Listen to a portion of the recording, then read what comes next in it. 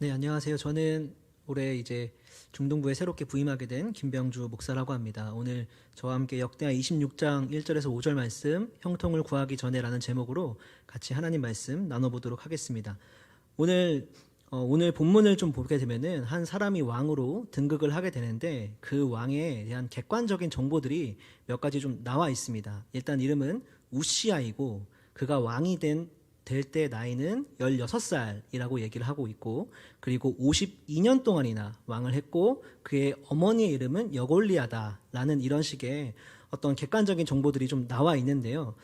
근데 이것보다 사실 더 중요한 주관적인 정보가 있습니다. 우시아 왕에 대한. 그것이 어디냐면은 바로 4절 말씀을 보면 그에 대한 하나님의 평가가 나오는데요. 이렇게 말을 하고 있습니다. 우시아가 그의 아버지 아마샤의 모든 행위대로 여호와 보시기에 정직하게 행하며 라고 이렇게 말을 하고 있죠. 그러니까 우시아는 하나님 보시기에 정직하게 행동을 하는 왕이었던 겁니다. 이거를 다른 번역본을 통해서 보면은 하나님 보시기에 올바르게 행동하면서 살아갔다 라고 이렇게 이야기를 하고 있어요. 근데 이 부분이 저희가 좀 생각을 해야 될 부분이라는 그런 좀 생각이 듭니다. 왜냐하면 왕이 되었기 때문에 그 누구도 우시아라는 사람에게 잘못한 것에 대해서 피드백을 할 사람도 없고 그 사람의 행동에 대해서 뭐라고 할 사람도 없음에도 불구하고 이 우시아 왕은 그런 사람들이 주변에 없음에도 불구하고 하나님 보시기에 정직하게 살아가려고 노력했고 올바르게 살아가려고 노력을 했다라는 겁니다. 사실 권력을 갖고 있는 사람이, 힘을 갖고 있는 사람이 누구도 나에게 뭐라고 말을 하지 않는 사람들만 있을 때 정직하게 살아가려고 하고 올바르게 살아가려고 하는 건 쉽지가 않죠. 하물며 왕은 더 그러기가 쉽지 않을 겁니다. 근데 그럼에도 불구하고 우시아는 그렇게 행동을 하고 있기 때문에 왜 이 사람은 그렇게 행동을 할 수 있었을까라는 걸 우리가 좀 생각을 해볼 필요가 있다라는 거죠. 그걸 5절에서 좀 볼 수가 있는 것 같은데요. 5절을 보면 이렇게 나와 있습니다. 하나님의 묵시를 발키아는 스가랴가 사는 날에 하나님을 찾았고 그가 여호와를 찾을 동안에는 하나님이 형통하게 하셨더라 라고 이렇게 말을 하고 있습니다. 그러니까 우시아는요, 스가랴가 살아있는 날 동안에는요, 하나님 보시기에 올바르게 살아갔다라는 거예요. 근데 이 스가랴란 사람 때문인 것 같은데, 이 스가랴란 사람을 어떻게 얘기하고 있냐면은, 하나님의 묵시를 밝히 아는 사람이라고 얘기를 하고 있습니다. 이 말이 조금 어려운데요. 다른 성경 번역, 쉬운 성경 번역본을 보면요, 스가랴를 어떻게 설명하고 있냐면은, 이 스가랴는 하나님을 두려워하는 사람이었고, 우시아에게 하나님을 두려워하는 법을 가르쳤더라 라고 이렇게 나와 있어요. 결국에 우시아가 왕임에도 불구하고 하나님 앞에서 정직하고 올바르게 살아가려고 노력할 수 있었던 이유는 그가 스가랴로부터 하나님을 두려워하는 법을 배웠기 때문입니다. 그래서 그런 거예요. 사람들 중에서는 나에게 뭐라고 할 사람이 없지만 내가 만약에 행동을 올바르게 하지 못하면, 내가 정직하게 살아가지 못하면 나를 혼내실 분이 있어. 나에게 잘못을 얘기하실 분이 있어. 그분이 하나님이란 거를 인지하고 살아갈 수가 있었다라는 거죠. 이게 바로 하나님을 두려워한다라는 말인 것 같습니다. 내가 만약 하나님 앞에서 정직하게 살아가지 못하면 그분은 나를 책망하실 뿐만 아니라 내 삶에 역사하셔서 나에게 안 좋은 일이 혹은 나를 벌하실 수도 있어 라는 항상 그런 인지를 하고 살아갔다라는 겁니다. 반대로 내가 하나님 앞에서 올바르게 살아간다면, 그렇게 하려고 노력한다면 그 하나님은 내 행동을 보시고 나에게 형통으로 갚아주실 거야 라는 믿음이 우시아 왕에게 있었던 거죠. 그래서 오늘 우리가 5절 그 마지막 부분에 본 것처럼 하나님께서 그의 삶에 형통하게 하셨다라고 이렇게 나옵니다. 저희가 5절까지만 읽었지만 6절부터 15절까지 내용이 하나님이 우시아를 어떻게 형통하게 하셨는지에 대한 내용이 쭉 나와요. 그래서 간략하게 그걸 다 읽을 수는 없으니까 요약을 해드리자면은 먼저 군사력이 강해집니다. 항상 남유다 왕국 근처에 이 남유다를 항상 괴롭히던 되게 중요한 나라들이 있죠. 블레셋이나 암몬 같은 나라들. 근데 그 나라들을 우시아 시대에 그들을 격파하고 물리칠 뿐만 아니라 암몬으로부터 조공도 받을 수 있게 했다라는 이런 말씀이 나와요. 뿐만 아니라 더 계속 말씀을 보다 보면은 우시아가 다스리던 시절에 농사, 경작도 굉장히 풍성하게 되었고 가축도 번성했다라는 것도 알 수가 있고 군사력이 굉장히 강대해졌다라는 것을 우리가 알 수가 있습니다. 이 말씀에 하나님이 형통하게 하셨다라는 것에 대한 전체 요약을 15절에 보면 저희가 볼 수가 있어요. 15절에 보면요, 어떻게 말을 하냐면은, 또 예루살렘에서 재주 있는 사람들에게 무기를 고안하게 하여 망대와 성곽 위에 두어 화살과 큰 돌을 던지게 하였으니 그의 이름이 멀리 퍼짐은 기이한 도우심을 얻어 강성하여 짐이었더라 라고 이렇게 15절에 마무리를 하고 있습니다. 앞에 부분도 이제 하나님이 형통하게 하셨다는 부분이고, 이 부분 그의 이름이 멀리 퍼짐은 기이한 도우심을 얻어 강성하여 짐이었더라. 사람들은요, 우시야 시대에 남유다 왕국이 이렇게 강해지는 것에 대해서 기이한 도우심이라고 표현을 했습니다. 그쵸? 알 수가 없는 거예요. 갑자기 왜 우시야가 다스리는 시절이 오니까 남유다 왕국이 이렇게 강해지는지에 대해서 그 출처를 알 수가 없어서 기이한 도우심이라고 표현을 했습니다. 그런데 하지만 오늘 이 본문을 읽은 우리와 그리고 우시야는 알고 있죠. 이 기이한 도우심의 출처가 어디인지를, 바로 하나님이란 겁니다. 그리고 그 하나님으로부터 우시야 왕이 형통함을 얻어낼 수 있었던 이유는 바로 그가 하나님을 두려워했기 때문이라는 거. 거기서 끝나는 게 아니라 단순히 하나님을 두려워할 수 있었던 이유는 그 하나님은 내 삶에 역사하시고 개입하시는 분이기 때문에, 내가 하나님 앞에서 어떻게 행동하는가에 따라서 하나님은 나에게 그대로 갚아주실 거다라는 그 생각을 인지하면서 살아갔기 때문에 그가 하나님을 두려워할 수 있었고, 그 삶 때문에 하나님이 그의 삶을 보시고 그에게 형통함으로 갚아주셨다라는 거죠. 우리가 이 부분을 잘 기억을 하면 좋겠습니다.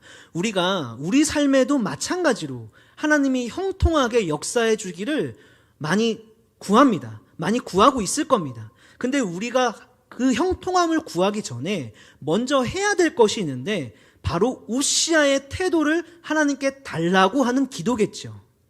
그것은 어렵지가 않습니다. 하나님, 제가 하나님 앞에서 살아갈 수 있는 사람 되게 도와주시옵소서. 하나 더, 하나님, 제가 하나님을 두려워하며 살아갈 수 있는 사람이 될 수 있게 도와주시옵소서. 그리고 나서 우리가 이것을 구할 수가 있는 것 같아요. 하나님, 제가 그렇게 살아갈 때 하나님 제 삶을 보시고 제 삶 가운데 형통함으로 갚아주시옵소서 라고 그렇게 얘기할 수가 있는 것 같습니다. 우리가 근데 많이 요 앞부분을 잊어버리고 그저 하나님 앞에서 그냥 하나님 내 삶에 축복해 주세요, 형통함을 주세요 라고 말하고 있는 것은 아닌가, 좀 우리가 좀 돌아볼 필요가 있지 않는가, 이런 좀 생각이 듭니다.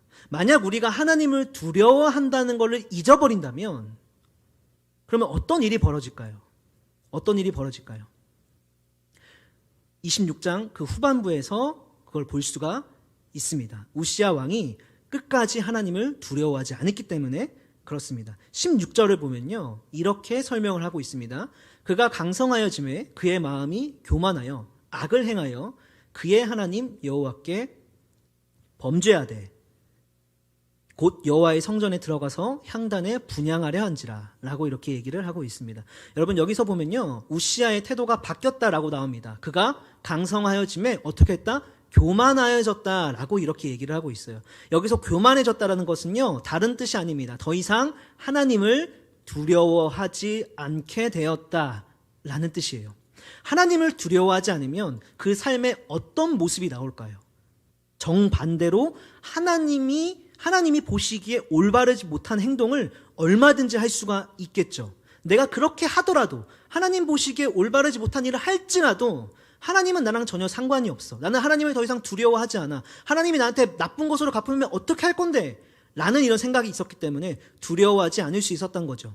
그런 행동이 곧 범죄함으로 나타나는데, 오늘 그의 범죄함이 어떤 행동으로 나타나면은 16절 후반절에 성전에 들어가서 향단에 분향하려 한지라 라고 이렇게 얘기를 하고 있습니다. 보면은 성전에 들어가서 향단에 분향, 제사를 드린 거예요.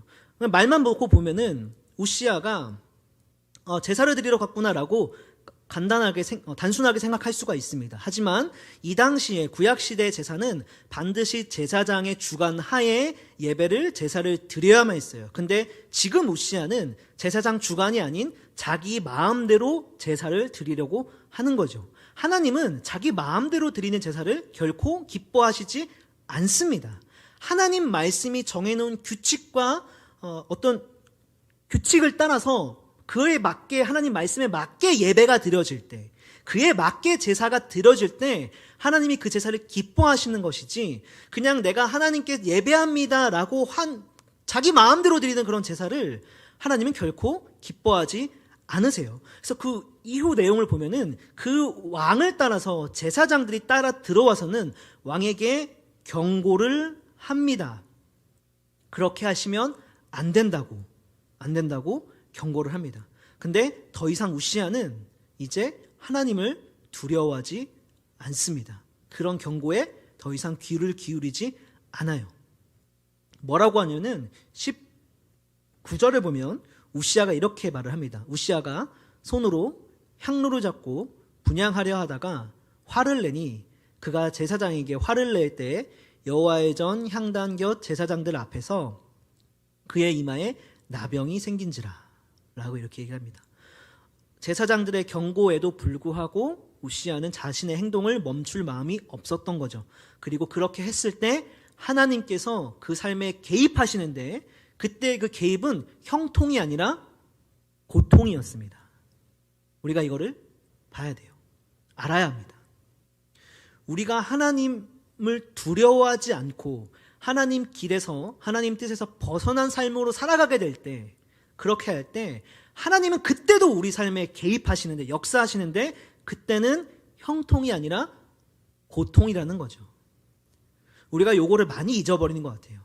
이걸 잊어버린 채 살아가면서도 불구하고 하나님, 내가 예배를 드리고 있다는 이유만으로, 내가 주일마다 교회를 나온다는 이유만으로, 내가 주일마다 헌금을 한다는 이유만으로 하나님은 당연히 나에게 형통함으로 주실 거라는 착각 속에 살아갈 때가 많은 것 같아요. 그렇지 않다라는 것을 오늘 우리가 26장 말씀을 통해 보면 좋겠습니다.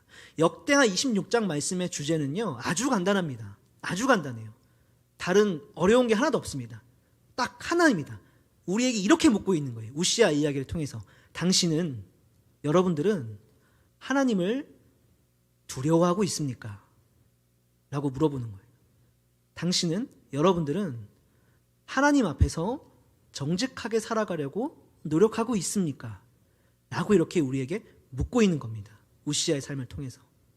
만약에 당신이 이 질문에, 여러분들이 이 질문에 네 라고 대답한다면 하나님은 여러분들의 삶에 형통함으로 갚아주실 겁니다. 만약에 우리가 이 질문에 네라고 대답할 수가 없다면 그때는 우리가 다시 하나님을 두려워함으로 나아가야 하는 때입니다. 라고 이렇게 가르치고 있는 거죠. 그래서 우리가 요거를 잘 기억을 하면 좋겠습니다. 우리가 하나님을 두려워해야 한다는 거. 근데 그 두려워한다는 그 생각의 근원은 어디서부터 발생하느냐? 하나님이 내 삶에 역사할 수 있는 분이라는 거. 얼마든지. 그거를 잊어버릴 때 두려운 생각에서 많이 벗어나는 것 같아요. 하나 더, 좀 더 말씀을 드리자면, 혹시 이 두려움이 공포가 되지 않았으면 좋겠다는 생각이 들어요. 공포는 아닙니다. 이 두려움이. 행여라도 이 말씀을 듣고 내 삶에도, 사실 이 우시아 왕에게 나병으로 치셨다라는 건요, 굉장한 고통을 주신 거거든요. 나병은 피부가 썩어 들어가는 병이잖아요. 지금도 고치기가 굉장히 힘든 병이고, 우시아 왕의 노년이 굉장히 외로웠을 겁니다. 왕이어서 힘도 있고 권력도 있고 명예도 있고 다 가졌었겠지만 그는 노년에 너무 쓸쓸하게 죽어갔을 거예요. 왜냐하면 아무도 우시아 왕 옆으로 오려고 하지 않았을 거기 때문에 그렇습니다. 이 나병이 전염성이 있기 때문에. 그래서 왕임에도 불구하고 왕궁에 기거하지 못하고 별궁, 어떤 구석에 독거, 거기 구석에서 혼자 그렇게 쓸쓸하게 죽어갔을 겁니다. 신하들이 주기적으로 밥을 주러 왔겠지만 감히 우시아 왕과 대화하려고도 하지 않았을 것이고 문 앞에 그냥 밥만 주고 돌아가지 않았을까, 이런 생각이 들어요. 너무 쓸쓸하게 죽어갔죠. 그러니까 하나님이 우시아에게 내린 이 고통이란 형벌이, 개입의 이 크기가 너무나도 크기 때문에 우리는 하나님을 두려워해야 된다라는 이 메시지가 어쩌면 하나님이 공포스럽게 느껴질지도 모르겠다는 생각이 들어요. 근데 그것까지는 아니라는 걸 우리가 좀 기억을 하면 좋겠는데, 왜냐하면 우시아는 왕이었기 때문에 하나님이 단순한 어떤 조그마한 형벌로는 정신을 차릴 수 있는 자리가 아니었기 때문에 그렇습니다. 우리가 좀 생각해 볼 필요가 있는 게, 하나님이 우시아 왕에게 다리가 부러진다던가 팔이 부러진다던가 아니면 조그마한 질병을 보내는 것 정도로 우시아가 과연 마음속에 그동안 내가 하나님을 두려워하고 살았나? 라는 생각이 들었을까요? 저는 그가 왕의 자리에 있기 때문에 결코 그런 생각조차 안 들었을 거라는 생각이 들어요. 나병이 들고 나서야 쓸쓸하게 죽어가면서 결국 그 마음속에 내가 그동안 하나님을 어떻게 섬기며 살아왔지? 라며 자책과 죄책감과 그런 속에서 회개하면서 그렇게 가지 않았을까? 이런 생각이 듭니다. 마찬가지로 하나님은 우리 삶에 맞는 형벌을 주실 겁니다. 우리가 이거를 기억을 하면 좋겠어요. 여러분 요즘에 좀 유명한 사람 중에 강형욱이라는 사람이 있습니다. 혹시 아시나요? 요즘 시대에 개통령이라고 불립니다. 그러니까 대통령이 아니라 개통령이라고 불리는데, 왜냐하면 이 사람이 개 훈련사인데 개를 너무나도 잘 다루기 때문에 그렇습니다. 그래서 이 사람이 나오면 항상 개를 안고 개를 사랑해주고 개를 예뻐해주고 이런 모습이 나오는데, 가끔 가다 보면요 텔레비에 이 사람이 개를 향해서 불같이 화를 내는 장면도 나와요. 그리고 어떤 장면도 있었냐면 심지어 개를 들어서 땅에 매다 꽂고 그 위에 올라타서 개를 압박하는 장면까지도 최근에 방송에서 나왔습니다. 강영욱 본인이 그렇게 한 거예요. 그리고 다가오는 주인을 향해서 가까이 오지 말라고 소리를 치면서 개를 강하게 압박을 합니다. 왜 그렇게 했냐면은 이 개가 주인을 무는 개였기 때문에, 이 개가 사람을 무는 개였기 때문에 그렇게 행동을 한 거예요. 그리고 강영욱이 그 주인을 향해서 어떤 솔루션을 내리냐면은 이 개에게는 당분간은 애정을 주지 마세요 라고 얘기를 해요. 당분간은 예뻐하지 마세요. 당분간은 이 개에게 관심을 주지 마세요 라고 이런 솔루션을 내립니다. 이게 유튜브에 이 영상이 올라갔는데 댓글을 보면 댓글에 그 누구도 강영욱을 향해서 개를 학대한다라고 얘기하지 않아요. 분명히 개를 향해서 폭행을 휘둘렀음에도 불구하고 그 누구도 그 장면을 보고 강영욱을 향해서 개를 학대한다고, 폭행한다고, 개를 미워한다고 얘기하지 않습니다. 왜 그럴까요? 우리 모두가 알고 있기 때문에 그래요. 개에게 필요한 게 지금 그거이기 때문에. 그렇게 하지 않을 경우 그 개는 더 안 좋은 길로 가기 때문에 그게 올바른 솔루션이다라는 걸 알고 있기 때문에 오히려 강영욱을 향해서 박수를 칠 수가 있는 거죠. 우리와 하나님과의 관계도 이와 비슷하다는 생각이 들어요. 개가 주인의 말만 잘 들으면은, 개가 강영욱이 정해놓은 틀 안에서만 있으면 개는 얼마든지 사랑받을 수 있고 얼마든지 강영욱을 통해서 형통함을 누릴 수가 있어요. 근데 개가 강영욱의 통제를 벗어나는 순간 자신의 사지가 압박을 당하고 그리고 애정과 관심을 받을 수 없는 솔루션이 제공되는 것처럼 이와 우리가 하나님과도 관계도 비슷하다는 생각이 드는데, 우리가 하나님 뜻 안에서 살아갈 때 하나님은 우리에게 얼마든지 사랑과 형통으로 되돌려 주실 겁니다. 그런데 하지만 우리가 그것을 잊어버린다면, 하나님의 통제를 벗어나려고 한다면, 하나님 앞에서 정직하게 살아가는 걸 잊어버린다면, 하나님을 두려워하지 않고 하나님을 향해서 이빨을 들이댄다면 그때 하나님도 우리에게 맞는 솔루션을 주실 거예요. 꼭 나병은 아닐 겁니다. 그래서 혹여라도 지금 아니면 온라인으로 예배 드리시는 분들 중에 예배 태도가 나 지금 좀 안 좋은데 나 이마에 나병이 생기면 어떡하지? 걱정 안 하셔도 괜찮아요. 하나님은 그렇게 하시지 않습니다. 각자 삶에 맞는 솔루션을 주실 거예요. 그리고 그러면서 물어보실 겁니다. 나를 두려워하고 있니? 내 앞에서 정직하게 살아가려고 노력하고 있니? 아마 이거를 물어보실 거예요. 그리고 그때가 우리가 회개하고 돌이켜야 하는 순간이 아닌가 싶습니다. 우리 같이 기도하면서 예배를 마무리하도록 하겠습니다. 함께 기도하겠습니다.